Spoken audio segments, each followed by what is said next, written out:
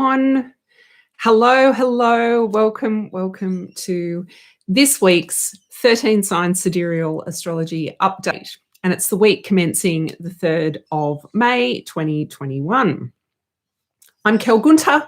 I'm a 13 sidereal astrologer and a spiritual mentor. I'm here to help you shift doubt and shift any confusion that you might have in relation to your service, so that you can reconnect to the clarity that you want in relation to your service, and also so that you can attune to your intuition. So you're finding clarity in business, attuning to your intuition, and then that in turn enables you to access what freedom is for you, so that you start to live a life of freedom, which is what I want for everyone. It's what I want for me, and I want it for you as well. So what is happening in the sky as we speak? And that's a great segue to just briefly describe what sidereal, 13 sign sidereal astrology it is. It is referring to astronomy and then drawing the meaning from the placements that we can observe in the sky right now using astronomy. So astronomy is the calculations of the cosmos, of the solar system, the scientific calculations. Astrology is the energetic language where I generally use archetypal patterning or archetypal information to describe what might be going on for us. Now, what I'm going to explain to you now is collective energy, what we can be collectively working with.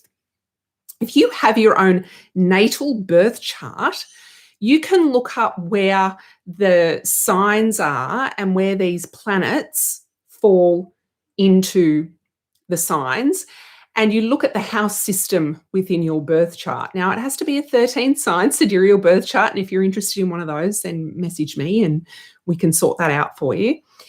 And that's the area of life that it would be influencing for you. So that's how the transiting planets become personal, but you need your natal birth chart for that.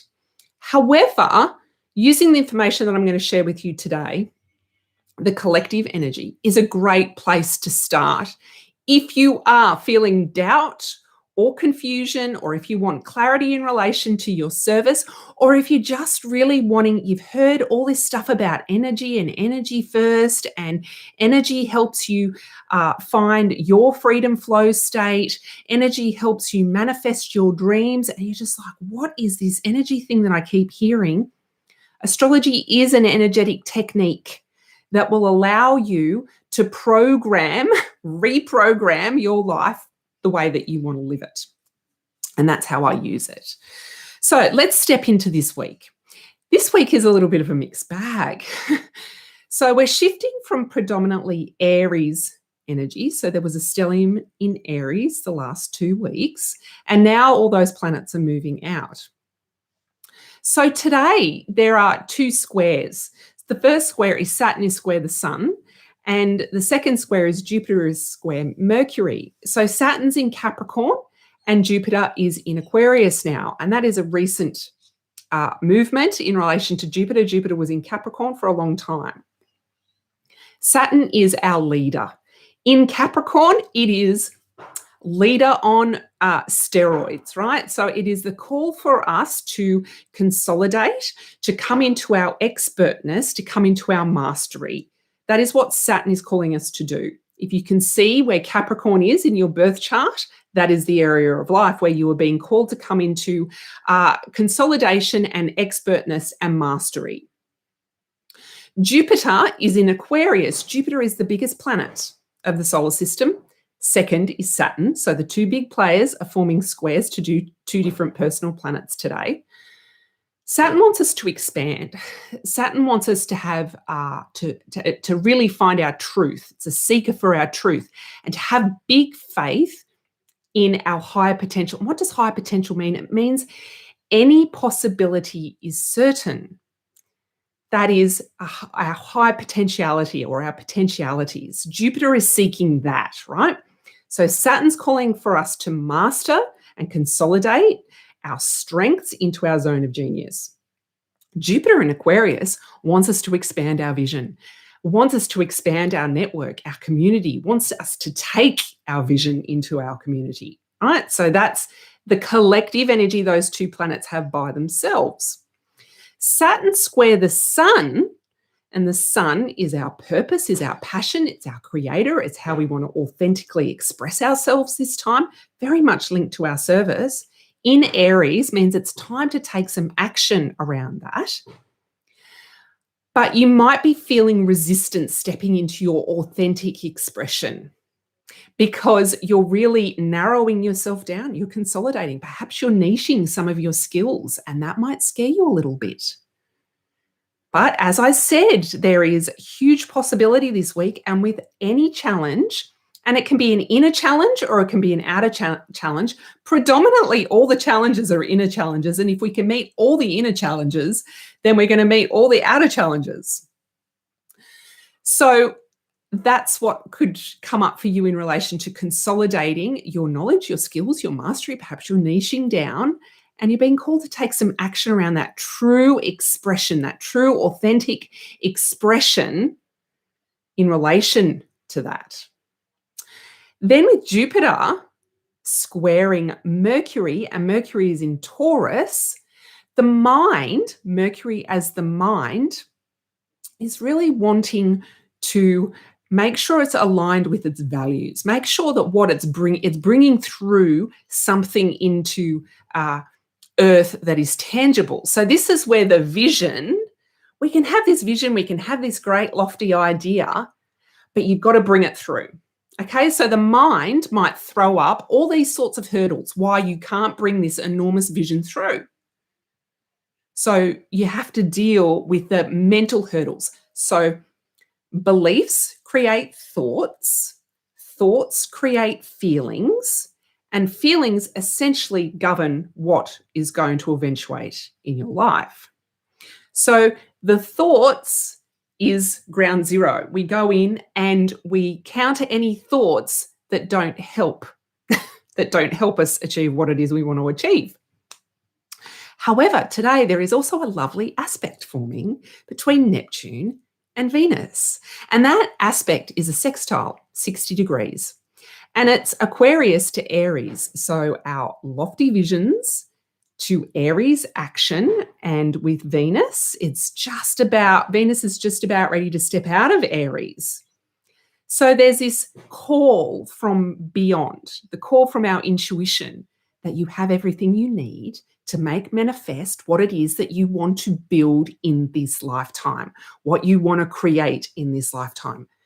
So go get it and trust it, and trust your intuition to help you build it.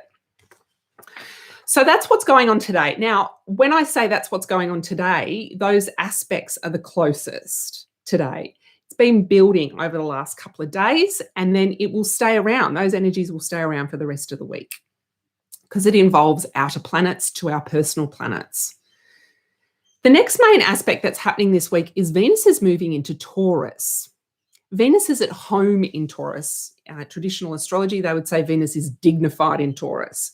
I revert back to the epic poem is The Descent of Venus. And the Descent of Venus is a very, very old story, and it was of Inanna and Ishtar. It's from Sumerian culture. And it popped up when cruciform language was being developed, and they found it inscribed on stone. And Inanna and Ishtar were assigned to the planet Venus. And it was the only female planet or goddess within a pantheon of male gods. So she had importance. She was also contradictory. She was seen as the goddess of sex and war. We've just sort of taken her on as the goddess of sex. But as you listen to my very brief summary of this epic, The Descent of Inanna, is that Inanna or Ishtar her sister Estrigale, I hope I've said that right, is taken to the underworld. Venus has to take through off 7 layers of clothing. And this 7 is very important. It pops up again in multiple spiritual traditions.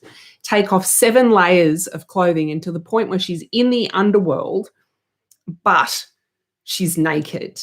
And there's a deep sense of trust when you do that. There has to be a very deep sense of trust if you're going to pull off 7 layers of clothing to then stand there naked in the underworld in shadow so that you can go in and rescue your sister. Now, your sister is an aspect of yourself. So Venus in Taurus is really when Venus is in the underworld. It's not when she's coming back out. When Venus is coming back out of the underworld, that's when she's starting to, she's fallen back in love with herself. She's in love with herself. She's retrieved that aspect of self, her sister. She's had to make a concession, but she's happy with that. And then she comes back out, and she comes back out towards the light. And that follows, of course, the trajectory of Venus as a morning star and an evening star. And there's a period of the year where you don't see Venus. So that's when Venus, astronomically speaking, can't be it's not visible from Earth. So archetypally, this energy with Venus in Taurus is it's wanting us to get back in deep connection with ourselves, fall back in love with ourselves, clear anything that is holding us back from loving ourselves first. And that can feel like war. This is really about your self-esteem and self-love, and it can feel like war. Because some of the beliefs, of course, we throw up in relation to our body of work, what it is we value, can be just completely off the Richter scale, right? So notice where you are, and what I've just described them is both the light and the shadow aspect of Venus. Notice where you are on that spectrum throughout the rest of May. Are you sitting mostly in light aspect, or do you have some shadow aspect? So the shadow is where you really aren't happy with yourself and you're looking at things outside of yourself to make you feel better. In light aspect, Venus is in love with herself, listens to her intuition, and moves through the world using her values to then make connections and build the life that she wants to live. Now, I have said that this planet has a gender, female, and that's because it just goes back into the story and the myth that is very, very old. I don't tend to genderify the planets unless I've seen historical evidence of it, and quite strong historical evidence of it. However, of course, if you're male or female or non-binary, you can still connect with this essence that Venus is over the next month. So when we move into the remainder of the week, Thursday and Saturday predominantly. So on Thursday, we have Pluto trine Venus.